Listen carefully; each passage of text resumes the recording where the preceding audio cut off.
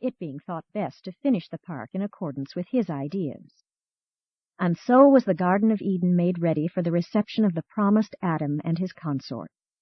And this garden would have done honor to a world under perfected administration and normal control. Adam and Eve were well pleased with the general plan of Eden, though they made many changes in the furnishings of their own personal dwelling. Although the work of embellishment was hardly finished at the time of Adam's arrival, the place was already a gem of botanic beauty, and during the early days of his sojourn in Eden, the whole garden took on new form and assumed new proportions of beauty and grandeur. Never before this time, nor after, has Urantia harbored such a beautiful and replete exhibition of horticulture and agriculture. 6. The Tree of Life. In the center of the garden temple, Van planted the long-guarded Tree of Life, whose leaves were for the healing of the nations, and whose fruit had so long sustained him on earth. Van well knew that Adam and Eve would also be dependent on this gift of Urantia for their life maintenance after they once appeared on Urantia in material form.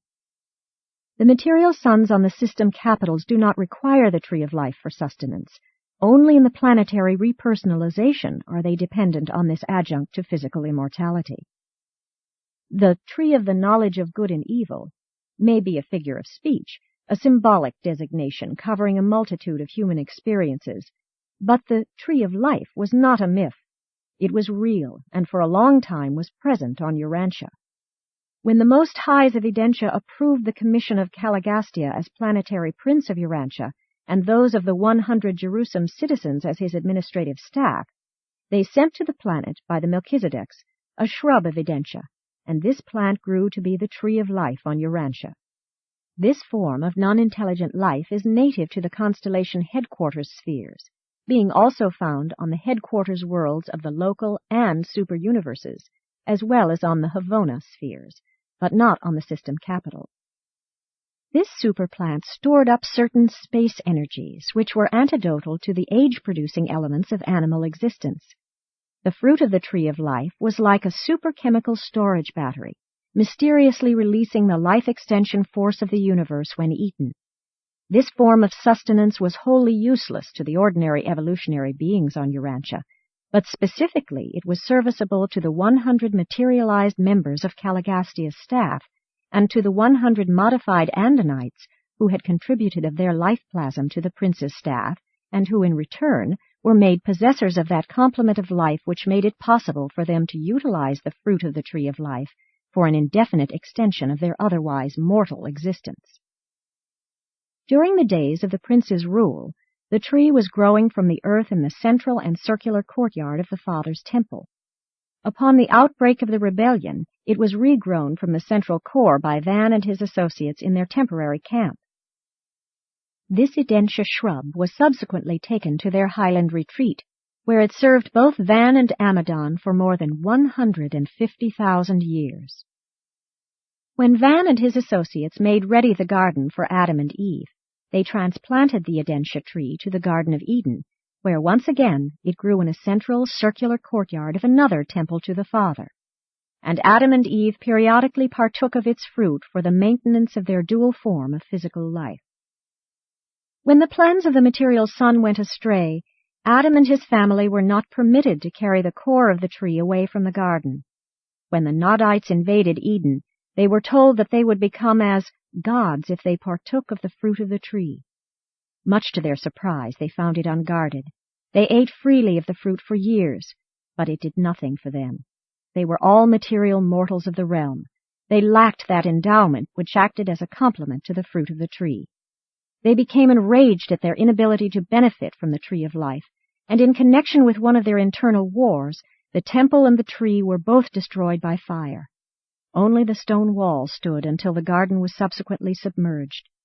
This was the second temple of the Father to perish.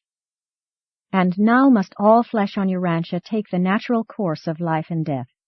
Adam, Eve, their children, and their children's children, together with their associates, all perished in the course of time, thus becoming subject to the ascension scheme of the local universe, wherein mansion world resurrection follows material death. 7. The Fate of Eden. After the first garden was vacated by Adam, it was occupied variously by the Nodites, Cutites, and the Suntites. It later became the dwelling place of the northern Nodites, who opposed cooperation with the Adamites. The peninsula had been overrun by these lower-grade Nodites for almost 4,000 years after Adam left the garden, when, in connection with the violent activity of the surrounding volcanoes and the submergence of the Sicilian land bridge to Africa, the eastern floor of the Mediterranean Sea sank, carrying down beneath the waters the whole of the Edenic Peninsula. Concomitant with this vast submergence, the coastline of the eastern Mediterranean was greatly elevated. And this was the end of the most beautiful natural creation that Urantia has ever harbored.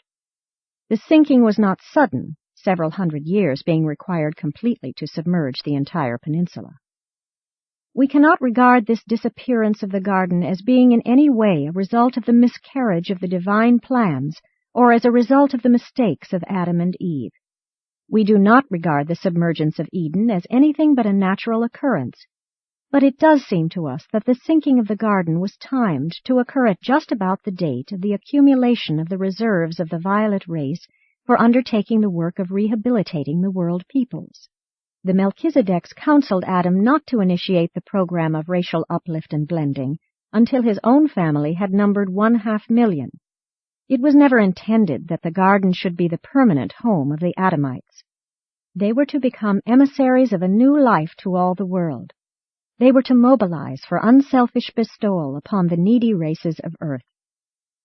The instructions given Adam by the Melchizedeks imply that he was to establish racial, continental, and divisional headquarters to be in charge of his immediate sons and daughters, while he and Eve were to divide their time among these various world capitals as advisors and coordinators of the worldwide ministry of biologic uplift, intellectual advancement, and moral rehabilitation. Presented by Salonia, the seraphic voice in the garden.